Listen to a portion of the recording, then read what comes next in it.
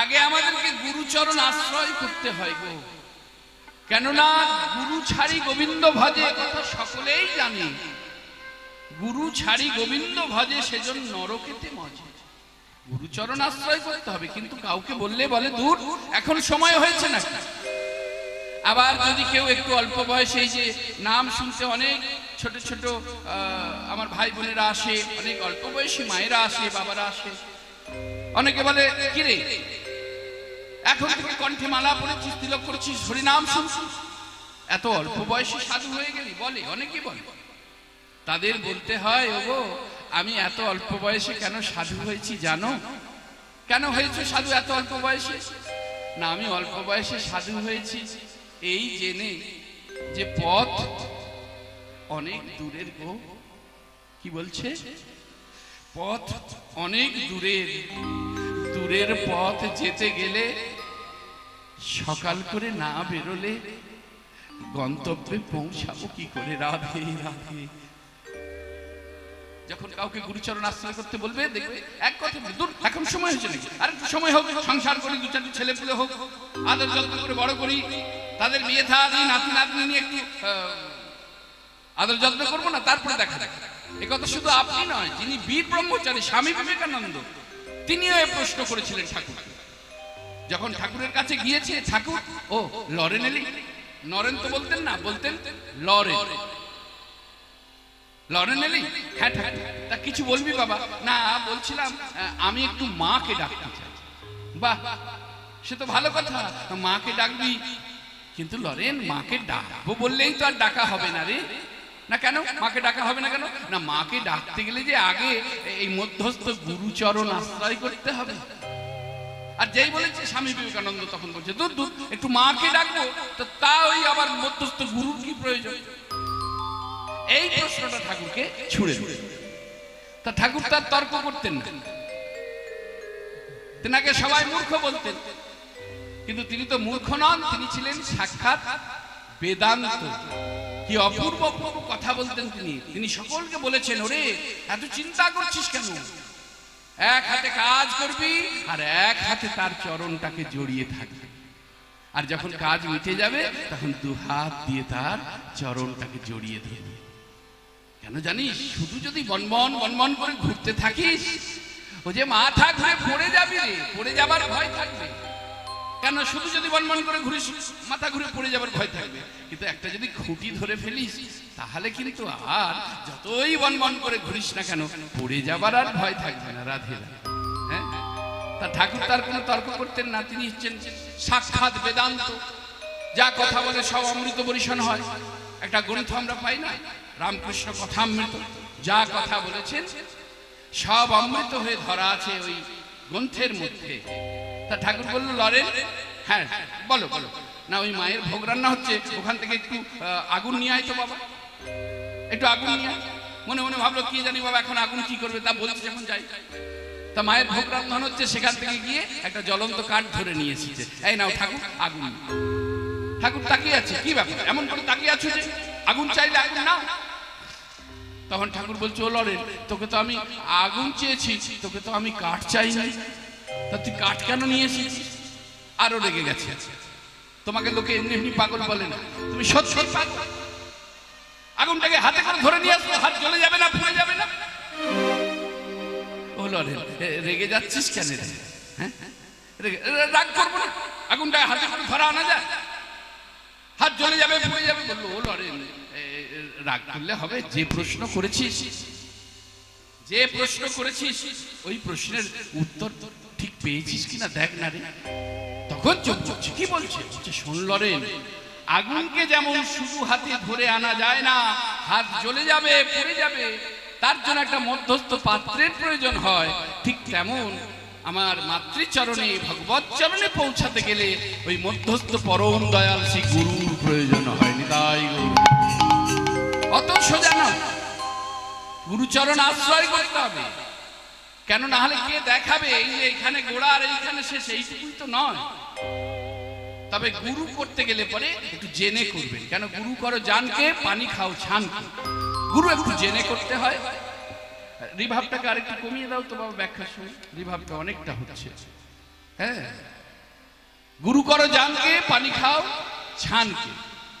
অর্থাৎ জল একটু দেখে খেতে হয়, আর গুরু একটু জেনে করতে হয়, না হলে পরে শিষ্যেরও কষ্ট আর গুরুদেবেরও কষ্ট যদি কাঁচা গুরু হয়ে যায়। রাধে রাধে। আজকে আমরা লীলা সাধন করছি ভগবান শ্রীকৃষ্ণের রূপ ও মাধুর্য, রূপ বর্ণনা।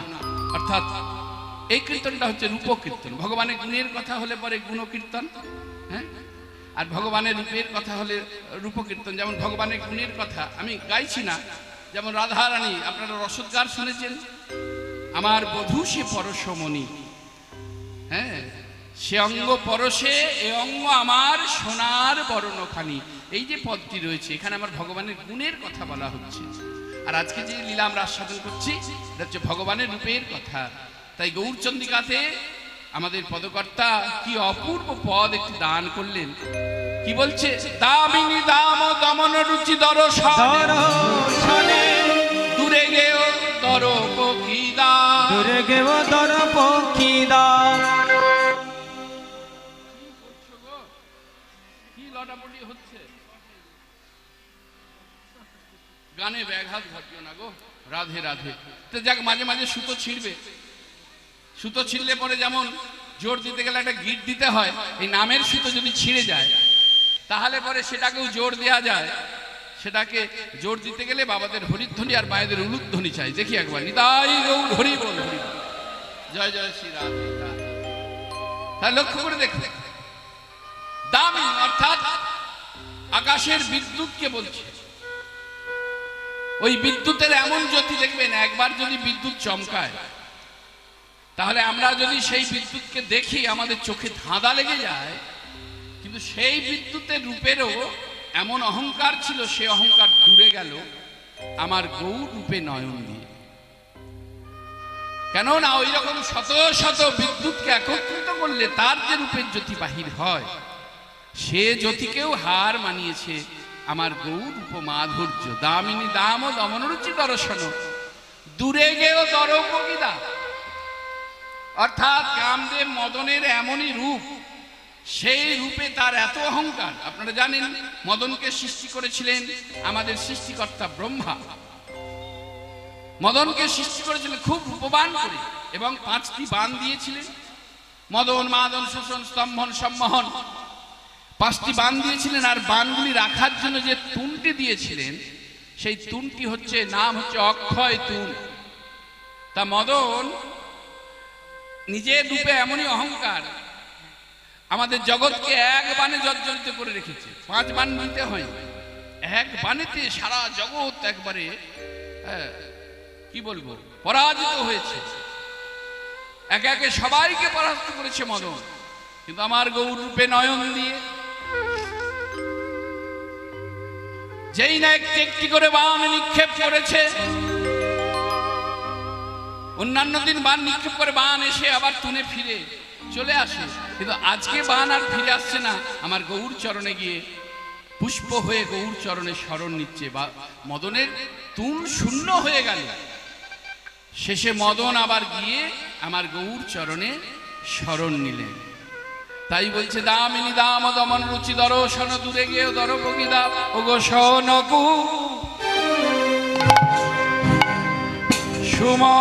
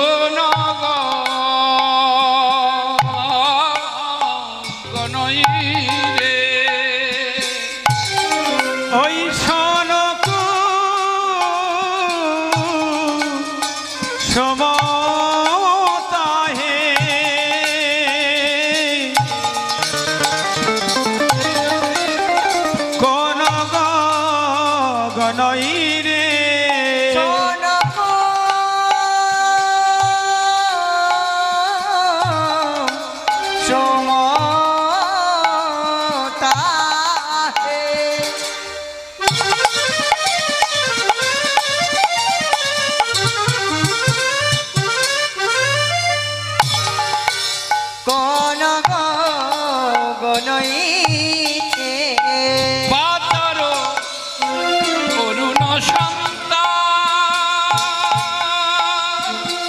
ওই না প্রাতর অরুণ সন্তান তর অরুণ সন্তান তর অরুণ সন্তান শোন কুসুমতা হে। রাধে রাধে। জয় মহাপ্রভু।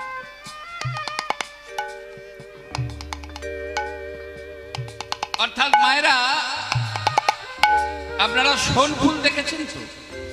সোন ফুল, সেই সোন ফুলের বর্ণটা হচ্ছে একবারে ঝকঝকে সোনার বর্ণ। তা যখন একজন ভক্ত আর একজন ভক্তের সঙ্গে কথা হচ্ছে, নদীয়ার নাগরীর সঙ্গে এক নাগরীর কথা হচ্ছে, বলছে হ্যাঁ রে, যে রূপ দেখে এলি সেই রূপ কি সোন ফুলের থেকেও রূপবান? তখন সেই ভক্ত বলছে, শোন শোন, ফুলের মধ্যে কাঁটা থাকে আর পোকা থাকে,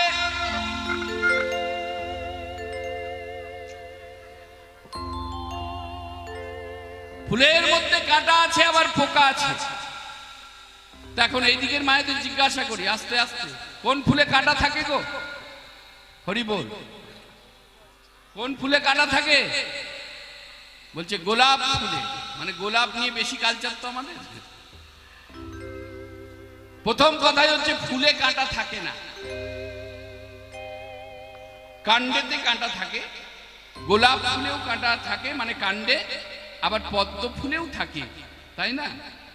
দেখো, ফুলের মধ্যে কাঁটা আছে, পোকা আছে, তা ওটা গেল গৌণ। মুখ্যটা কি বলছে? আমাদের এই যে মানব জাতি, এত সুন্দর একটা মানব ফুল, এর মধ্যেও 5টা কাঁটা আছে আর 6টি পোকা আছে। কাঁটাগুলি কি কি? জাতি বিদ্যা রূপ যৌবন মহতঞ্চ। একটা হচ্ছে জাতি, অর্থাৎ জাতের গুমর আছে অনেক। আমি ব্রাহ্মণ, আমার 9টা গুণ, আমি ভগবানকে সেবা করবে। এরা সব নির্জাত ছোট জাত, এরা কি ভগবত সেবা করবে? রাধে রাধে। হরি বল, হরে কৃষ্ণ, জয় জয় শ্রী রাধে। মাল্যদানের পর্ব চলছে, উলুধ্বনি জয়ধ্বনিতে স্থানকে মুখরিত করে রাখা। জয় মহাপ্রভু।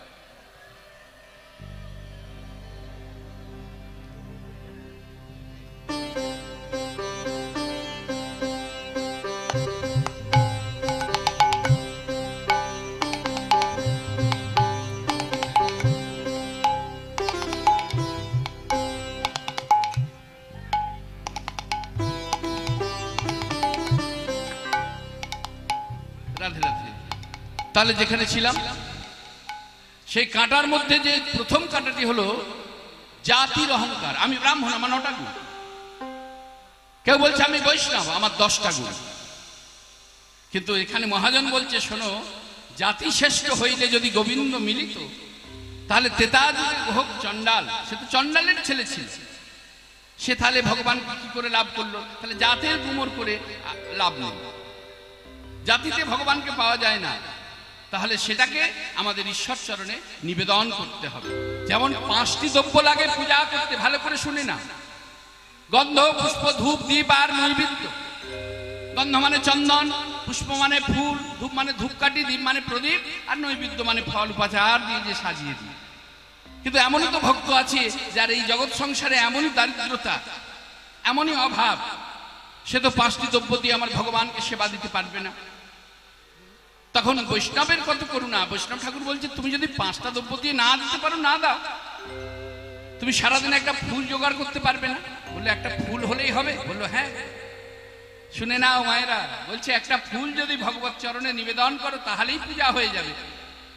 কিন্তু কেউ যদি বলে যে আমার ফুলটা জোগাড় করার মতনও সামর্থ্য নাই, তার জন্য তখন বৈষ্ণব বলছে, পার্থিব জগতের ফুল দিয়ে পূজা হবে কিনা আমি জানি না, কিন্তু কোনো ভক্ত যদি তার মন পুষ্পটাকে একটু ভক্তি চন্দন দিয়ে মিশ্রিত করে আর নয়ন গঙ্গার বাড়ি আমার ভগবত চরণে দিতে পারে, তাহলেই তার পূজা হয়ে যাবে। তাই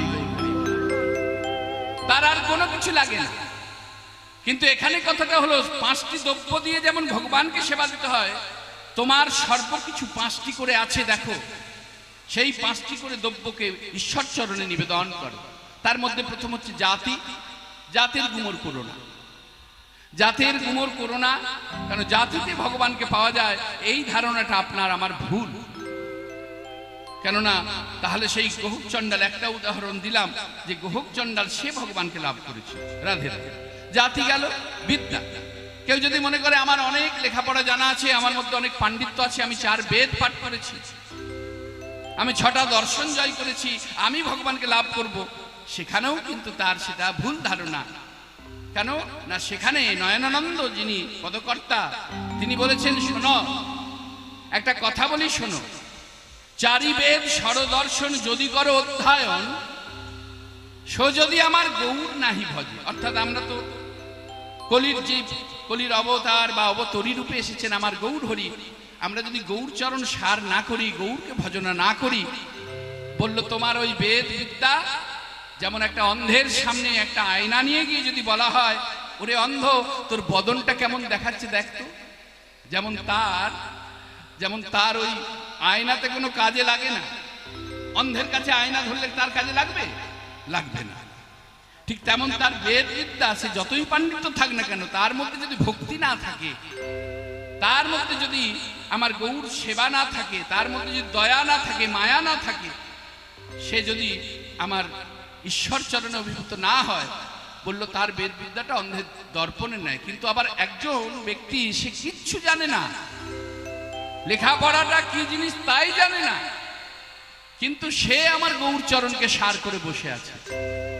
হ্যাঁ, ওই একটা গান আছে না, পথ চলিতে আর বলিতে, পথ চলিতে আর বলিতে, পথ চলিতে আর বলিতে, তোমরা হলা কৃষ্ণ না, মধুর না, হরি না। পথ চলিতে আর বলিতে, তোমরা হলো কৃষ্ণ নাম, হরি নাম, মধুর নাম। প্রভু নিঃশ্বাসে বিশ্বাসে সংকটে আর বিপদে, প্রভু বিশ্বাসে, প্রভু বিশ্বাসে, প্রভু সংকটে, প্রভু বিপদে, কৃষ্ণের নাম, কৃষ্ণ নাম, হরি নাম। পথ চলিতে আর বলিতে, তোমরা হলো কৃষ্ণ নাম, মধুর নাম, হরি নাম। এক কলমে লেখাপড়া জানে না, কিন্তু সে সদা সর্বদা আমার গৌর চিন্তনে ডুবে আছে। আস্তে আস্তে বাবা, হরে কৃষ্ণ, জয় মহাপ্রভু। ঠিক আছে, সবকিছুই থাকবে, মেনে নেওয়ার ক্ষমতাটা আমাদের তৈরি করতে হবে। তাহলে লক্ষ্য করে দেখো, সদা সর্বদা সে কিন্তু আমার গৌর কথা চিন্তা করছে, গৌর গৌর বলছে।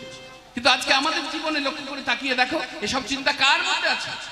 কি করে একটা বড় বাড়ি করব সেই চিন্তা। আচ্ছা, বড় বাড়ি করো না, দরকার আছে, তাও নিজে করছি বলো না, কেননা ভাড়ার বাড়ি নিয়ে এত আবার চিন্তা করার কি আছে, তাই না? ও বলছে কত বড় বাড়ি করেছে দেখো, আমার কিছু নেই, অনেকে দুঃখ করছে, ওর অত বড় বাড়ি আর আমার কিছুই নেই, অনেক মায়েদেরও দুঃখ হয়। রাস্তে আস্তে আস্তে আস্তে আস্তে আস্তে আস্তে বাবা চুপ করে বসো, হরি বল, হরে কৃষ্ণ। লক্ষ্য করে দেখুন, অনেকে বলছে ওর কত বড় বাড়ি আর আমার বাড়ি নেই, আমার দিকে আমার দিকে আমার দিকে। হরে কৃষ্ণ, জয় শ্রী মাধব, হরে কৃষ্ণ, জয় রাধে। তাহলে এই চিন্তাগুলো আপনারা করা বন্ধ করে দিন। ওর বড় বাড়ি তো কি হয়েছে, তোমার কিছু নেই, তুমি কেন দুঃখ করছো? তুমি কি একবার বিচার করে দেখেছো? একবার একাকি চিন্তা করবে যে ওর বড় বাড়ি, তুমি কি ও চন্দন কাঠ দিয়ে পালঙ্ক তৈরি করেছে, রাতে সেবা করে চন্দন কাঠের পালঙ্কে শয়ন করে, চন্দন কাঠের পালঙ্কে শয়ন করে, কিন্তু চন্দন কাঠের পালঙ্কে শয়ন করে সে যখন ঘুমিয়ে পড়ে, ঘুমিয়ে পড়ার পর তার যে সুখ হয়, আর যে বেটা গাছতলায় পড়ে আছে ঘুমিয়ে পড়লে তারও সেই একই সুখ। নিতাই গৌর হরি হরি। কেন ঘুমানোর পর আর দ্বিতীয় সুখ অনুভব হয় না, হতে পারে না। তাহলে বড় বাড়ি ছোট বাড়ির বিচার করো না। ওর বাড়ি রাজভোগ হচ্ছে, দেখবেন অনেকের বাড়িতে ভালো ভালো সেবার দ্রব্য হয়, এক একজন দুঃখ করে বাবা ওর বাড়িতে প্রত্যেকদিন কত ভালো ভালো সেবার দ্রব্য হচ্ছে, আর আমার ভগবান মুখ তুলে তাকাচ্ছে না, এক মুঠো ভালো করে খেতে পাই না। বললো দুঃখ করো না, ব্যাপারটাকে একটু অনুভব করো, একটু চিন্তা করো। 5 আনে 32 মারে, একজন ঠেলে দিলে দয়ে পড়ে মরে। ব্যাপারটা তো এইটুকু পার করা। ভালো করে তাকিয়ে দেখো, এইটুকু পার করা ব্যাপার। ও রাজভোগী হোক আর যাই হোক, 5 আনে মানে 5 আগুনে নিয়ে এলো, যেই বদনে দিল 32 মারলো। দাঁত কটা? 64 কি করে হয়? বলছে 64টা। তবে হ্যাঁ, রসিকতা করে বললে 64টা হয়। মানে একজন মা তার ছেলেকে বলছে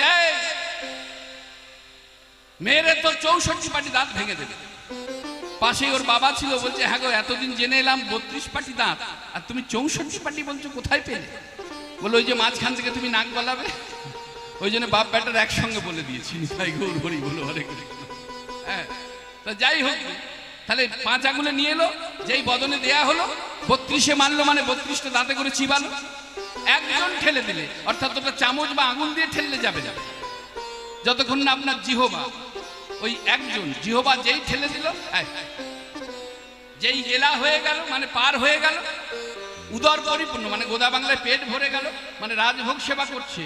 এটুকু পার করে গিয়ে পেট ভরে গেলে তার যে সুখ, আর যে বেটার কিছুই জোটে না, পান্ত ভাত লঙ্কা চটকে পান্ত ভাত নুন দিয়ে সেবা করছে, বলো এটুকু পার করে গিয়ে পেট ভরে গেলে তারও সেই একই সুখ। পেট ভরে যাবার পর আর কোনো অন্য সুখ অনুভব হয় না। তাই এগুলো নিয়ে বেশি ভাবার দরকার নেই। তা সেই জায়গায় দাঁড়িয়ে বড় বাড়ি তৈরি করো, লাগবে বাড়ি তৈরি করো, কিন্তু আমার নিবেদন, আমার সঙ্গে দেখা হোক না হোক, বাড়িটা তৈরি করার সাথে সাথে যদি ভালো থাকতে চাও তাহলে একটা বৈঠকখানা করো। যদি ভালো থাকতে চাও বাড়িতে একটা গীতা রাখো। যদি ভালো থাকতে চাও ছোটবেলা থেকে ছেলে মেয়েদের ব্রহ্মচর্য শিক্ষা দাও।